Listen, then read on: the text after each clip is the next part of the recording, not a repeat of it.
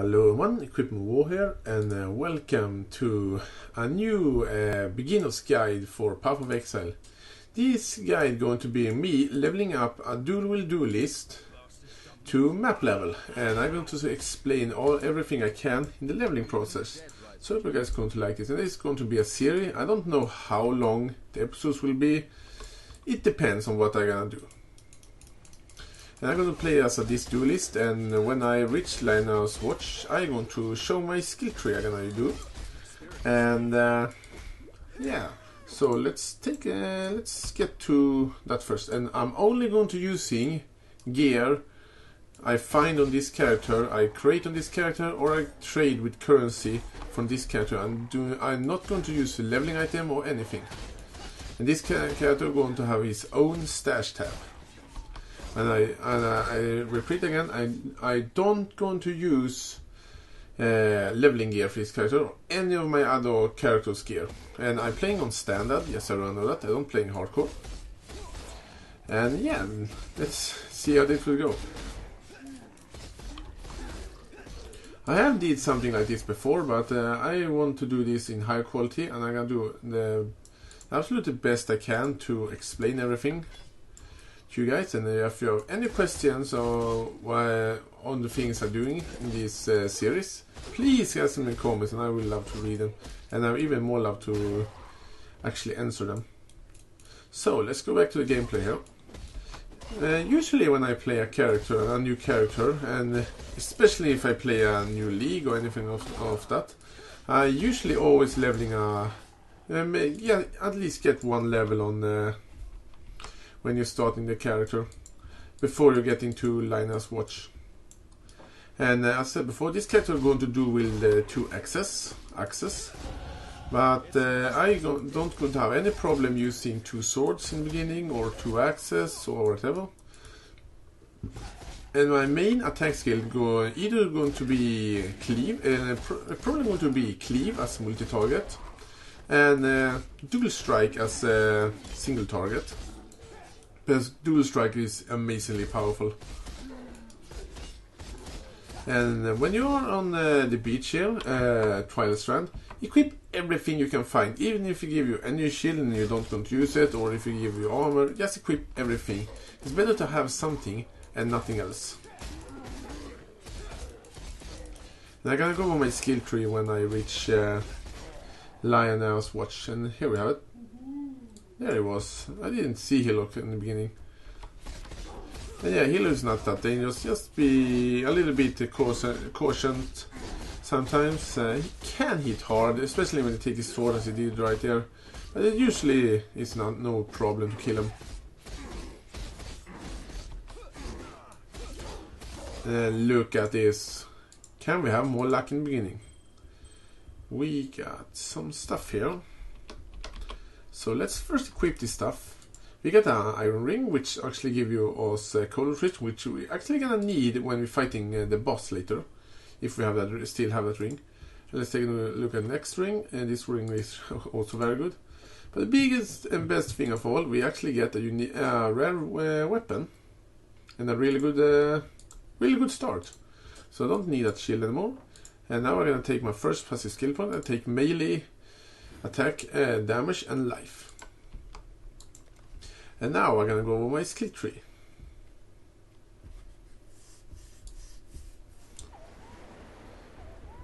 So let's take a look at the skill tree. And here's my skill tree I made for this character. This as you can see here, this is going to be a axe using character. I'm going to use cleaving and slaughter.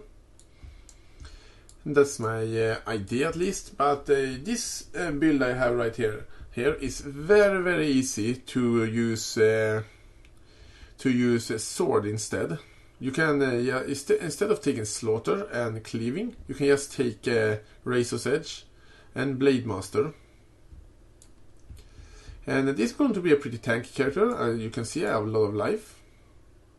So I'm going to have pretty good defensive, and I'm going to be using Iron Reflexes as well. This build is going to have 2 keystones, Iron Reflexes and Resolute Technique.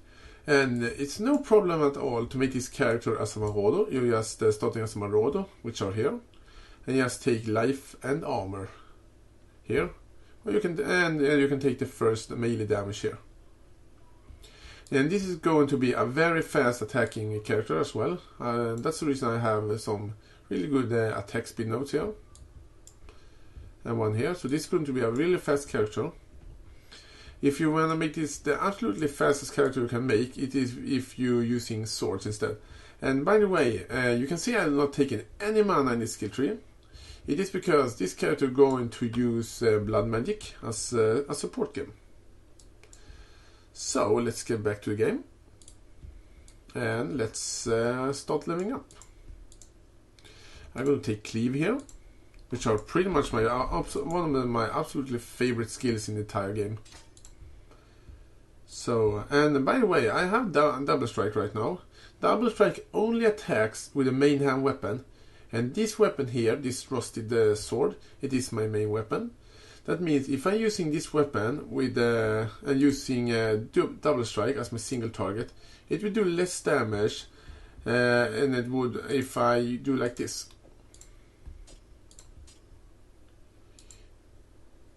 You can see my damage now is 40. If I switch this again, my damage is still 40. Oh well, but it should use that weapon. So this weapon go to count on the double strike, but the tooltip damage do not showing up as it should do. But let's go out in the world and get some experience. And I'm gonna try to do this episode like 20 minutes long. I don't want to make it too long. I'd rather make more episodes than make it too long. But who knows? If you guys want me to do them longer, I do that. Actually, let's have some sound here. I want some sound effects. You can see this setup already is pretty powerful, and I do quite a bit of damage. But those enemies who are casting fire, they are actually pretty dangerous. So if you're fighting them, yes, be sure to actually move out of the way when they cast that torches on you, because they do a ton of damage. And the easiest way to actually avoid them is just to run around in a circle. They only have casting one torch, so you can just lure them to attack you and they're going to miss, and then you can just finish them off. I have died to that torches in high level maps plenty of time on characters. I think they do split damage, both fire and physical. I don't know why a torch should do so much physical damage, just a piece of wood they're throwing. But maybe it's all magical, I don't really know. I want to kill Fire Fury, and I'm actually gonna take that rustic axe with me, because it does a little bit more damage. And look at that, we have Fire Fury. Fire Fury is very easy in early game, but when you're leveling up, she becomes everything but easy. So let's take this attack speed note here, just to get some more accuracy. I don't going to need accuracy later, but I take this in the beginning.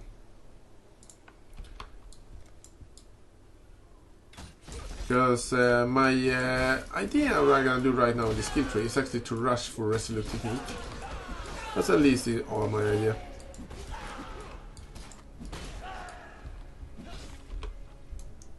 Actually, I'm going to drop that away. So let's see if we can use this axe instead. Because it's a little bit more powerful than this one. It has a little bit fast attacks and 1 point more in damage. So I'm gonna use that, and I need to have that one ready.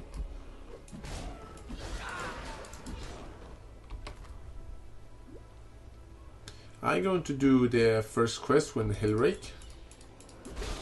I always say the name there a bit wrong on Hillrake and Hillock. It sounds so similar. So let's take the waypoint here.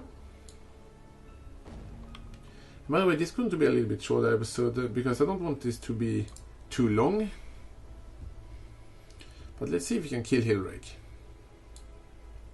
Another thing I want to say, when I go up to a little bit higher level, I, as many other on YouTube used to do, I'm going to speed things a little bit up because you have seen many other things, and I'm going to make it a little bit faster and not record every single detail I do. Except when I do some important thing, of course.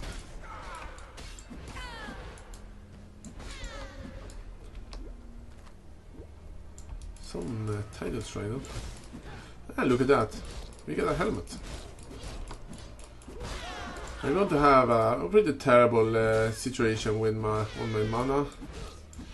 So it's going to be a little bit tough on that side in the beginning. And one thing I actually can do to fix that is actually to take mana flows in the skill tree. To negate that, to negate some of the mana problems. So I'm actually probably going to do that, and then I'm going to respec away from it. I'm going to take that amulet, just so everyone knows that. This amulet actually increases my mana again. It don't make a really big difference, but it makes some difference. So let's take some more physical attack damage. And continue.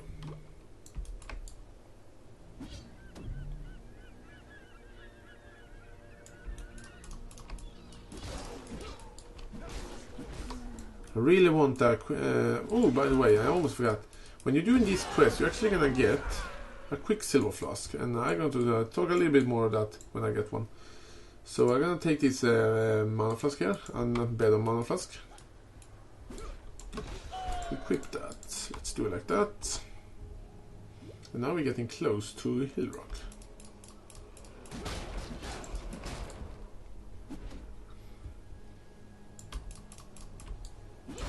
That hurt a little bit. He's actually quite dangerous with his glacial cascade attack. I'm gonna take that weapon. I don't need that.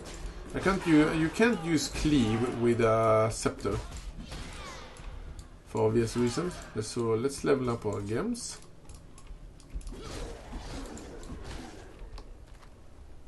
Blue enemies are always worth fighting because they give a ton of experience. And a better mana flask.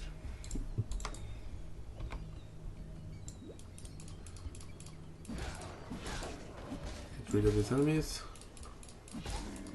We're also gonna get skill points. No, not skill points. We're soon gonna get not passive skill point. What am I saying today? We're soon gonna get another skill gem, and next skill gem I want to use is actually Dual Strike, which is going to be my main single target skill. At least that is the idea. That is the idea.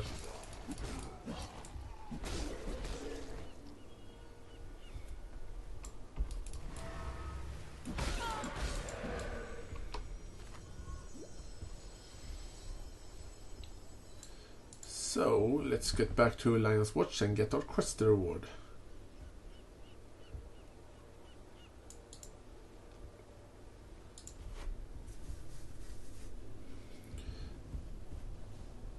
I don't know if I'm going to be able to upload these episodes daily, but I'm gonna try to do that. But I can't promise I'm going to do that. I don't have a whole lot of time every day, but I'm gonna do my best. And as I said before, if you have any question about the build or what I'm doing, please ask them in the comments and I will be more than happy to answer them. So this is a Quicksilver flask, which is a very useful thing. It increases my movement speed by 30%, and that's actually something really significant because it's going to get a little bit faster everything you do. So that's a very good flask to equip when you're leveling, and many of my characters are actually still using it even in endgame, because moving fast is also both defensive and you can use it in offensive if you're using a Cyclone. But let's do one last quest in today's episode. Let's clear and let's just get rid of the rows and open the title passage.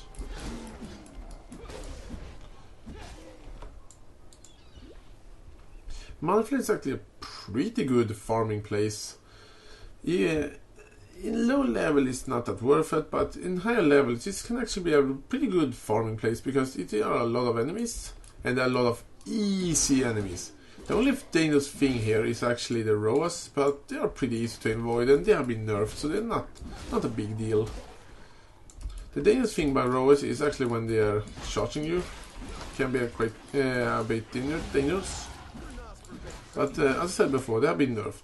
We need 3 of these items here to open the gate, but first we're gonna take some armor, evasion and life, which are very good notes. I'm gonna take all of these 3 before I continue, because I want to be tank on this character.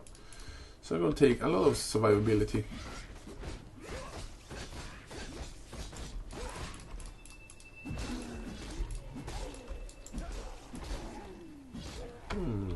It actually have some quality on it, so it's actually better than what I have.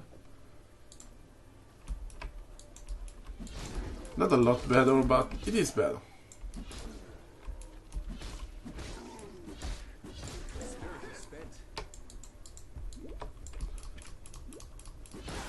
Just read these enemies. Here I have a Scale West, which actually are better than the one I have.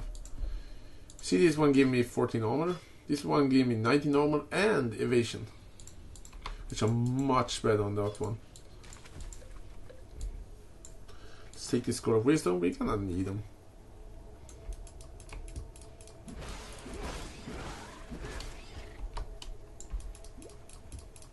We have another row nest here. Here we have some more beautiful blue enemies, which give a ton of experience.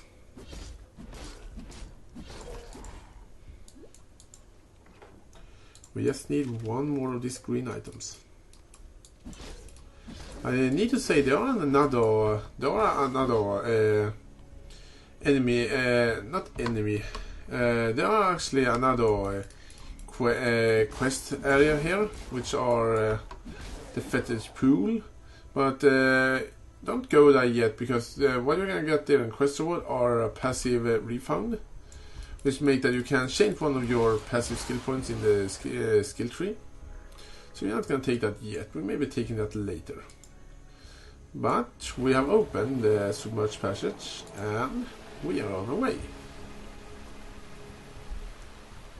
But it will probably be it for this episode. But I'm gonna take the passive, and then I don't keep saying passive skill point.